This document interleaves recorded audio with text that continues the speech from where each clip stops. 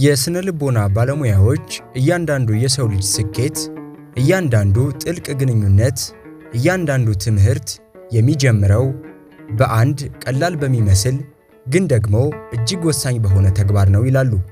ትኩረት በመስጠት።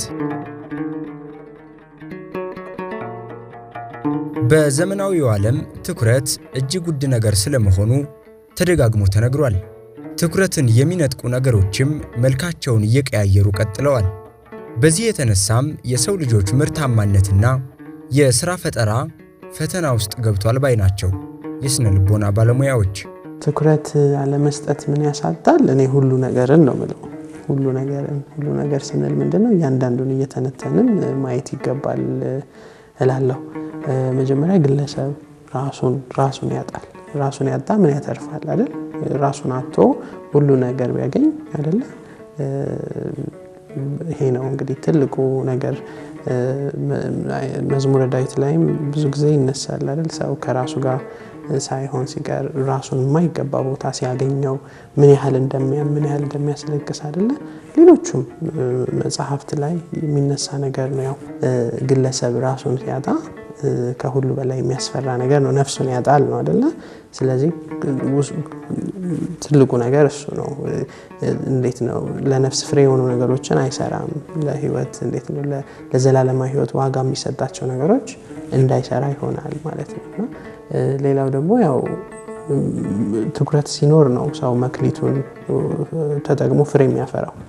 ስለዚህ መጀመሪያ ትኩረት አለመኖሩ ፍሬ እንዳያፈራ ያደርገዋል ነው መጀመሪያ ግለሰቡ። ስለዚህ መሆን ያለበትን ነገር አይሆንም አይደለ?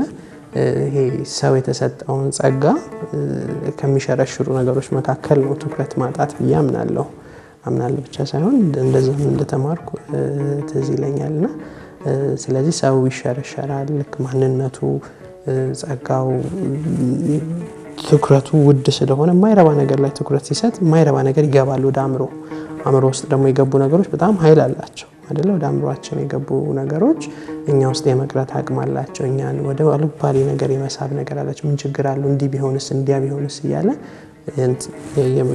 እዛዝ የመሳብ አቅም አላቸው። ስለዚህ ከልጅነት ጀምሮ የምንማራቸው ነገሮች ዋጋ እንድንሰጥ ተደርገን እሴቶች እንዲሆኑ ዋጋ እንድንሰጥ ተደርገን የምናድጋቸው ነገሮች በጣም ወሳኝነት አላቸው። አልባሌ ነገሮች ሲገቡም በጣም ከወላጆች ጋር እንደ ቤተክርስቲያንም እንደ ሁሉም የህብረተሰብ አካል ከማህበረሰብ ጀምሮ ነቅሶ የማውጣት ነገር ያስፈልጋል። አልባሌ የሆኑ ማህበራዊ ባህሪያቶቻችን ለምሳሌ እንደ ሐሜት ሊሆን ይችላል፣ እንደ ለሰው ጥሩ አለማሰብ፣ እነዚህ በቃ የማይመከሩ ክርስቲያናዊ ያልሆኑ ነገሮችን ማስወገድ ያስፈልጋል። ስለዚህ ግለሰብ መጀመሪያ ከራሱ ጋር ነው ችግር ውስጥ የሚገባው። ከዛ አልፎ እንግዲህ ወደ ቤተሰቡ ይገባል። ኦፍ ኮርስ ከፈጣሪው ጋርም ያለው ርቀት እየጨመረ ይሄዳል። ምክንያቱም ትኩረት ሲኖር ነውና አብረን ከእግዚአብሔር ጋር የምናሳልፋቸው ጊዜያቶች ፍሬ የሚያፈሩት ማለት ነው። እና ከቤተሰብ ጋርም ስንመጣ እንግዲህ ከባለትዳሮች ላይ ትልቁ ነገር ትኩረት አይሰጠኝም የተለመደ ኮምፕሌንት ነው ወይም ጥያቄ ነው። ትኩረት አይሰጠኝም፣ መጥቶ እንዲህ ነው፣ መታ ትኩረት አትሰጠኝም፣ ለኔ የሚገባውን ነገር አታረግም፣ ለኔ የሚገባውን ነገር አያረግም የሚሉት ጥያቄዎች። እንግዲህ ትኩረት ሲባል መጀመሪያ አይን ላይ መታየቱ እኮ አይደለ? አይን ላይ መታየቱ፣ ሰውን ማስተዋሉ። ዛሬ እንዲህ ለብሰሻል፣ ዛሬ እንዲህ ለብሰሃል፣ ዛሬ እንዲህ የተለየ ነገር አድርገሃል። ምክንያቱም አሁን ላይ ስንሆን ነው። ቅድም እንዳልነው ስለ ድሮ ቤት ገብቶ ስለ ዜና የሚጨነቅ ከሆነ ወይም ስለ ስራው የሚጨነቅ ከሆነ አይጨነቅ አይደለም፣ ግን ያው ጊዜ መስጠት ይፈልጋል ለሁሉም ነገር አይደለ? ለሁሉም ጊዜ ያለው እንደተባለው ማለት ነው። ስለ ወደፊቱም እንደዚህ አጓጉል የሚጨነቅ ወይም የምትጨነቅ ከሆነ ለትዳሯ የምትሰጠው ትኩረት ይቀንሳል ነው። ለልጆችም ሲመጣ ከሁሉ በላይ ደግሞ ልጆች እንግዲህ ከፈጣሪ የተሰጡን ጸጋዎች ናቸው አይደለ? በሚገባ የማሳደግ ኃላፊነት አለብን ሁላችንም።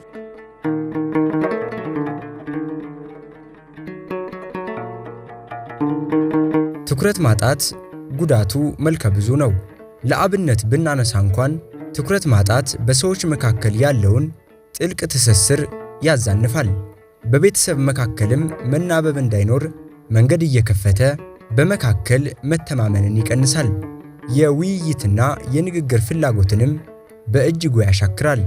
ይህም ብቻ አይደለ፣ ትኩረት ማጣት የሌላን ሰው ስሜት የማንበብ የልቡን ድምፅ የመስማትና የጋራ ትዝታዎችን የመፍጠር አቅማችንን እንደሚያሳጣ የስነ ልቦና ባለሙያዎች ይናገራሉ።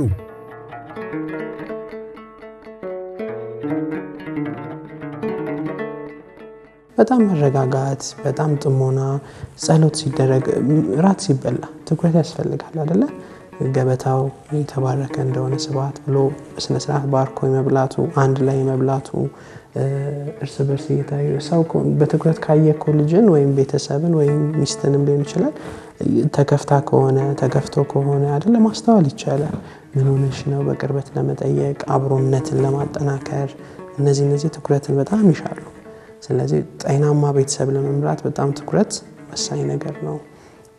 ያንን ደግሞ ለማምጣት በጣም መረጋጋት፣ በጣም የተረጋጋ ልብ፣ ቅድም እንዳነሳው የተረጋጋ መንፈስ መገንባት መቻል ይፈልጋል። ለዛ ደግሞ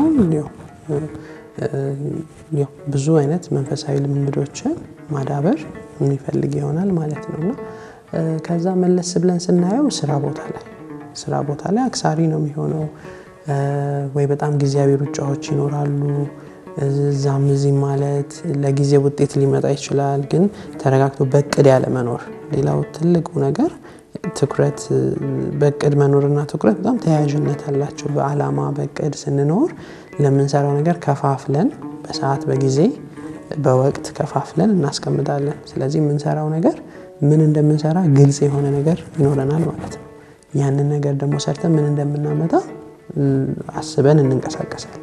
ግን ያንን የማናደርግ ከሆነ ዝም ብሎ በደመ ነፍስ አይነት የሚሰሩ ስራዎች ነገሮች ሁሉ ወይ በፍርሃት ሊሆን ይችላል፣ ወይ አለቃይ እንዳይቆጣ ሊሆን ይችላል። እነዚህ ነገሮች በትኩረት የሚሰሩ ስራዎች አይደሉም። እንደ የግብር ይውጣ ይባላል አይደል? የግብር ይውጣ ዝም ብሎ የሚሰሩ ነገሮች ናቸውና ፍሬ አይኖራቸውም፣ ወይም ጊዜያዊ ፍሬ ቢኖራቸውም ዘላቂ አይሆኑም። እኛም ከሂደቱ አንማርም። ብዙ ጊዜ ስራ ላይ በጣም የምንመክረው ነገር ሰዎች ከእያንዳንዱ ስራ እየተማሩ እያወቁ እየሰፉ እንዲሄዱ ነው አይደለ? ከሰሩት ስራ አንዱን ነገር ሰሩት ለቀጣዩ መነሻ እንዲሆናቸው እንፈልጋለን። ያንን ነገር ለማድረግ አያስችልም ይሄ መሆኑ ማለት ነውና ስራ ላይ በጣም ትኩረት ወሳኝ ነው። ማህበራዊ ህይወት ላይ በጣም ትኩረት ወሳኝ ነው። ሰው ለቅሶ ልንደርስ ሊሆን ይችላል፣ ሰርግ ሊሆን ይችላል። አብረን ደስታቸውን ተካፍለን መሄድና ዝም ብሎ ተገኘው ታየው ብሎ ታይቻለሁ ብሎ መሄድ ይለያያል አይደለ? ስለዚህ ከቀልባችን ሆነን እሰይ ያልን እግዚአብሔር እያመሰገንን ለሰርጋቸው እንዲሁም ደግሞ ለሀዘናቸው አይደለ? ሰው ከዚህ ዓለም ድካም በረፍት ሲለይ አብሮ ማጽናናት፣ አብሮ መሆን፣ የእውነት ከልብ አብሮ መሆን ትኩረት ይፈልጋል። ዝም ብሎ አስመስሎ የመሄድ ጉዞ አይደለም። ስለዚህ ትኩረት ማህበራዊ ህይወት ላይም ትልቅ ነገር አለ። የወደፊትን ህይወት ስናቅድ እንደዚሁ ለማስፈጸም ስንሄድ ስህተታችንን ለመማር ከስህተት ለመማር ትኩረት ወሳኝ ነው።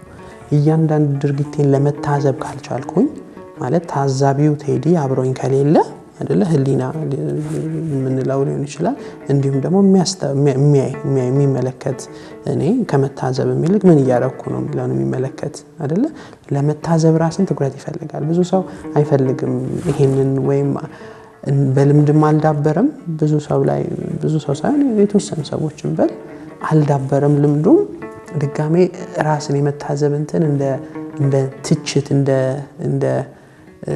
እንዴት ነው አሉታዊ የሆነ ሂስ አይነት አድርጎ የማየት ነገር አለ። ግን አስፈላጊ ነው። ሂስም ወሳኝ ነው። ራስን ማየት መተቸት ያስፈልጋል በልኩ። ይሄ አንተ አትረባም በሚል አይነት መጥፎ አይነት እሳቤ ሳይሆን ምን ላስተካክል ምን ላሻሽል ከሚሉ በጎ የሆኑ ምልከታዎች ራስን ብቻ አይደለም የቅርብ ሰው አንቺ እህቴ አንቺ ወንድሜ ይሄን ነገር ግን ብታስተካክል፣ ይሄ አለባበስሽ፣ ይሄ አነጋገርሽ፣ ይሄ አኳኋንሽ፣ ይሄ ነገር እኮ አይበጅም ለማለት ትኩረት ይፈልጋል። ኦፍ ኮርስ አሰርቲቭነስ የምንለው በቀጥታ የመናገር የማስረዳት ክህሎትም ይፈልጋል።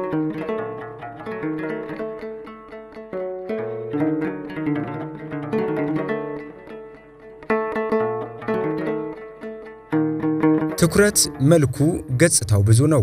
አንድም የውጭውን ዓለም በውል ለመረዳት ይረዳል። ደግሞ ወደ ራሳችን በጥልቀት ለመመልከት ዋነኛው መሳሪያ ትኩረት ስለመሆኑ አያጠራጥርም። ታዲያ በሕይወት ውስጥ ይህን ያህል ሚና ያለውን ትኩረት ወይንም አቴንሽን የሚባለውን የስነ ልቦና አስኳል ማዳበር አስፈላጊነቱ የሚያጠያይቅ አይደለም። ለዚህ ደግሞ ብርቱ ዕለታዊ ልምምድ ማድረግ የተገባ ነው።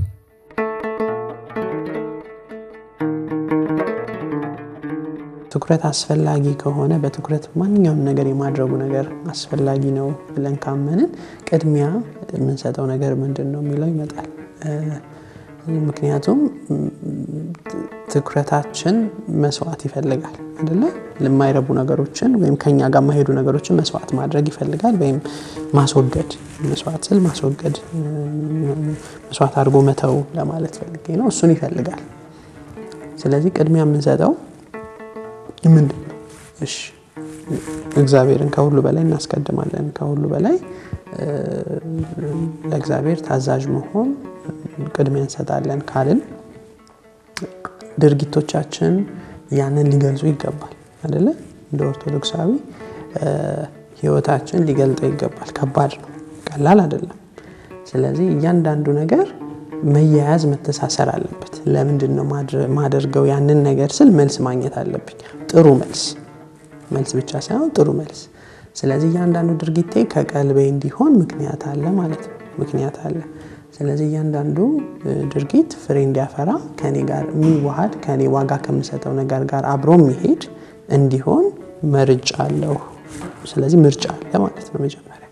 ከዛ በኋላ ምን ነገሮችን እንለማመድ ሲባል መጀመሪያ ጊዜን ከፋፍሎ ቦታ መስጠት ነው አይደለ? ለሁሉ ነገር ተከፋፍሏል አይደለ? ለጸሎት ሰዓት፣ ለቅዳሴው ሰዓት፣ ለረፍት ሰዓት፣ ለሁሉ ነገር የተከፋፈለ ነው፣ ለስራ ሰዓትም ጨምሮ ማለት ነው። ስለዚህ ጊዜን በአግባቡ መጠቀም ጉዞ ነው ማለት ነው። ስለዚህ ትኩረት ከሆነ ለምሳሌ ጸሎት ሳረግ በትኩረት ለማድረግ ከሆነ በየጊዜው ልምምድ ነው እንዳልነው አይደለ? እኛ ብዙ ጊዜ ቢሄቪየራል ሞዲፊኬሽን ስንሰራ ልምምድ ስናደርግ ቢሄቪየራል ኢንተርቬንሽን የባህሪ ልምምዶች ስንሰራ ከነገው የተሻለ የማድረግ እንትን ነው። ስለዚህ ምን ያህል ደቂቃ ከሐሳብ የወጣው ጸሎት ላይ ሊሆን ይችላል አይደለ? ስለዚህ ከነገው ደግሞ ከትላንቱ ዛሬ ነገ ያሻሻልኩ የመሄድ ስለዚህ ራስን የማረጋጋት አሁን ላይ ለምሳሌ ቁጭ ስንል ሰውነትን ማስተዋል አይደለ? ብዙ ጊዜ የምንጠቀምበት ዘዴ ስራ ቦታ ላይ እንደዚህ ሰውነትን ማስተዋል፣ አካባቢን ማጤን፣ መተንፈስ አይደለ? ወደ አሁን ይወስደኛል። ወደ አሁን ሐሳቤ እዚህ ይል ከሆነ ማለት ነው ፈጣሪን ማሰብ፣ እግዚአብሔርን ስራ ማሰብ፣ እነዚህ ነገሮች ወደ አሁን ወደ ቀልቤ እንድመለስ ያደርጉኛል ማለት ነው። ስለዚህ እነዚህ ልምምዶች ማዳበር ስለዚህ ያስታውቃል ማለት ልምምዱ እነዚህ ልምምዶች ያልኩት ወደ አሁን ትኩረትን የመሰብሰብ ልምምድ ደስ የሚል ስሜት አለው። ውስጣችን እርግት ይላል፣ ሰላም ይሰጣል። በጣም የተረጋጉ ሰዎች እናውቃለን አይደለ? በተለይ አባቶች አሁን እንዴት ነው ህይወትን አውቀውታል፣ ተረድተዋል። ጥበብም ጋር ተያይዞ እውቀትም ብዙ መረዳትም ስላለ እሱም ያግዛል። ግን ተረጋግተው ነው የሚደምጡን አይደለ? አይቸኩሉም። ቅድም እንዳነሳው ሲያወሩ አይቸኩሉም፣ ለማውራትም አይቸኩሉም። ብዙ ጊዜ እንዲያውም የበቃ ሰው ብዙ ይሰማል፣ በጣም ትንሽ ያወራል አይደለ? እሱ ነው አንዱ መለያው። እና ተረጋግቶ መስማት፣ አለመቸኮል፣ ብዙ ጊዜ ለቀጣይ ነገር መቸኮል ነው አይደል የሚያጣድፈን። አስተውለው ከሆነ ለቀጣይ ነገር መቸኮል ነው በጣም የሚያጣድፈን። ስለዚህ ጊዜ ከሰጠን ከከፋፈልን ያልኩት ለዛ ነው። ይደርሳል የሚያስቸኩል። ስለዚህ ዋጋ የምንሰጠው ለምሳሌ የሰው ጊዜ የተቸገረ ከሆነ ስራዬ አንልም አይደል? ለዛ እንትንላለን። ቅድሚያ የምንሰጠው የቤተሰብ ችግር እንደዚህ ከመጣ እንዳመጣጡ ነው የተቀበልነው። ለምን ስራ የተበላሸ ምናምን ብዙ ጊዜ ሰው የሚረብሸው እሱ ነው። እዚህ ጋር እንደዚህ ትቼ እንዲሆኝ በቃ ተፈጥሯል፣ ሆኗል። ቅድም አክሰፕታንስ መቀበል፣ በጸጋ መቀበል ያልነው ችግር ሲመጣ፣ ፈተና ሲመጣ፣ ቅድሚያ መሰጠት ያለበት ነገር ሲመጣ ለዛ አስቀድሞ ጊዜ መስጠት ይፈልጋል። ከዛ በኋላ ደግሞ እንዳመጣጡ ይሰራል ማለት ነው። ስራም ሲሆን በቅድ የሚያስፈጽም ሰው ቅድሚያ የሚሰጠውን ነገር እንዳልነው ቅድም ፕራዮሪቲ ደርድሮ በዛ የሚሄድ ሰው፣ በዓላማ የሚሄድ ሰው ትኩረት ለማድረግ አይቸገርም ማለት ነው።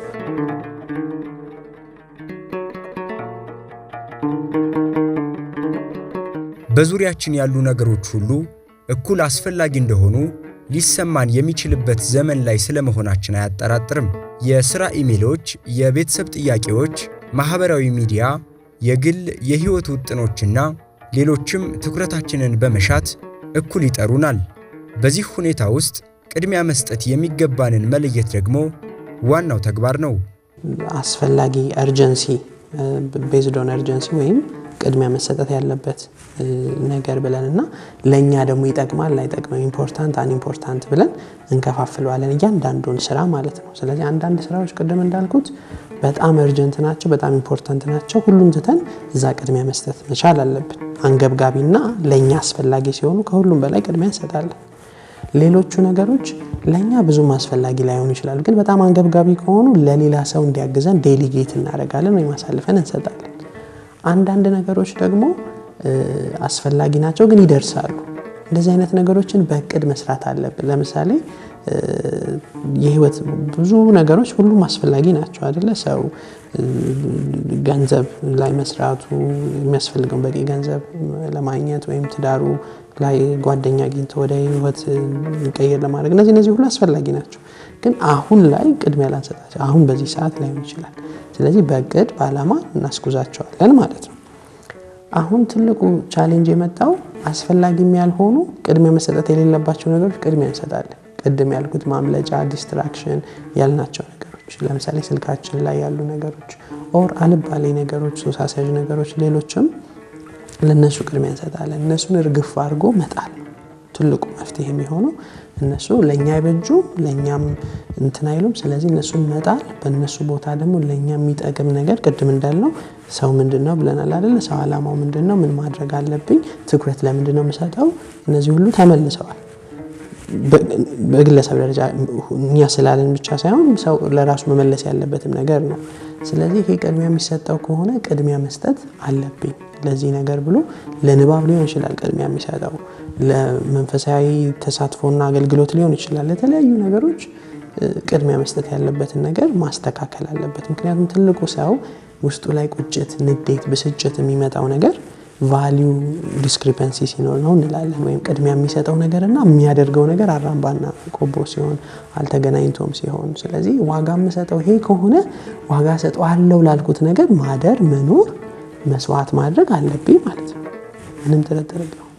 ስለዚህ ለምሳሌ አባቶች ላመኑበት ነገር እንደሚሞቱት ማለት ነው። እኛም ልክ ላልነው ነገር መኖርና ማሳየት አለብን። ያንን ሳንችል ስንቀር ከራስ ጋር ሌላ ውጊያ ይፈጠራል። ስነ ልቦና ውጊያዎች አንዱ በትልቁ የምናየው ነገር ምንድነው? ሰው የሚያምንበትን ወይ ትክክል የሚለውን ነገር መኖር አቅቶት ነው የምናገኛቸው ደንበኞቻችን ብዙዎቹ ማለት ነው በእኛ ሙያ ላይና ስለዚህ እሱን ማጣጣም መቻል አለበት ማለት ነው። ትኩረት ለማድረግ ልምምድ ያስፈልጋል በትክክል። መጀመሪያ ግን በአስተሳሰብ መረዳት አለብን። ከስሜት ጋር እንደሚያያዝ ማወቅ አለብን። አንዳንዴ ደስ የማይል ስሜት ሲሰማን ቶሎ ማምለጥ እንፈልጋለን። ቶሎ ከዛ ነገር መራቅ መሸሽ እንፈልጋለን እና እነዚህ ነገሮች አይበጁም። አንዳንዴ ደስ የማይል ስሜት ቢሆንም ለጊዜው አብሮ የመቆየት ልምምድ ያስፈልጋል። ምክንያቱም አንዳንዴ ለማምለጫ የምናደርጋቸው ነገሮች ራሳቸው ጦስ ይዘውብን ይመጣሉ። ለምሳሌ ማዘን ሊሆን ይችላል፣ መናደድ ሊሆን ይችላል እና ራስን ማረጋጋት፣ ከዛ ስሜትን ለመረዳት መሞከር ያስፈልጋል። ትኩረትን በልምምድ ማዳበር ስንጀምር ገጸ ብዙ በረከቶችን እናገኛለን።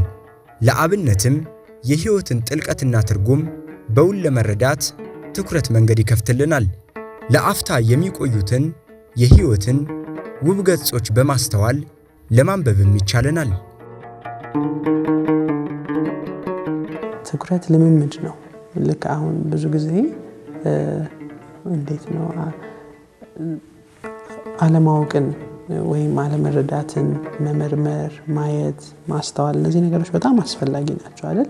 ብዙ ጊዜ በተለይ እንግዲህ ትልልቅ ከኔ በእድሜ ትልልቅ ሰዎች ወንድሞች፣ እህቶች፣ እናቶች፣ አባቶች ይሄን ይመለከቱታል ብዬ አስባለሁና እንደ ብዙ ጊዜ የማናውቀውን አዲስ ነገር ለማወቅ መልካም ነገር ለኛ የሚበጅ ነገር ሲሆን ከእግዚአብሔር ጋር የሚያቀርበን ነገር ሲሆን አዳዲስ ነገሮችን ለመልመድ ለመለማመድ ራስን ለማሻሻል መሯሯጥ አለብን ብዬ አምናለሁ። ሰው ስላገባ ስለወለደ ስለከበደ ይባላል አይደል? መማር አቆሟል ማለት አይደለም። ወይም እንደኔ አያቶች ስለደረሰ በእድሜ በቃ አብቅቷል ማለት አይደለም። ሁሌም ተማሪ መሆን ያሻል። ሁሌም መመርመር ያሻል። ሁሌም እንደ አዲስ እንደ ልጅነታችን ምንድነው ማላቀው ነገር አለ ወይ ብሎ የመጠየቅ ነገሮች በጣም አስፈላጊ ናቸው እና ያ ነገር ደግሞ ሁሉ ጊዜ እንድናውቅ እንድናድግ ያደርገናል። ምክንያቱም አንድ የክርስቲያናዊ የኦርቶዶክሳዊ ሕይወት ዓላማው ጥበብን መሻት መመርመር ነው አይደል? አባቶቻችን የደረሱበት ደረጃ እንድንደርስ ሁላችንም መታተር ያስፈልጋልና እንማር ነው የምለው። በተለይ አስፈላጊ የምንላቸውን ነገሮች አልባሌን ትምህርት የሚመስሉ ትምህርት ያልሆኑ ብዙ ነገሮች አሉ አይደል? በዚህ ጊዜ ትምህርት የሚመስሉ ግን ትምህርት ያልሆኑ ወይም አይደለ ከፋፍላ ያዩታል አይደል? አባቶች ሲያስተምሩን ከእግዚአብሔር የሚያቀርቡ ትምህርቶች ያልሆኑ አይነት ትምህርቶች ማለት ነው። እነሱን በጣም አርቆ መርጦ በጣም መማር ማወቅ መሯሯጥ ያሻል ብዬ አምናለሁ።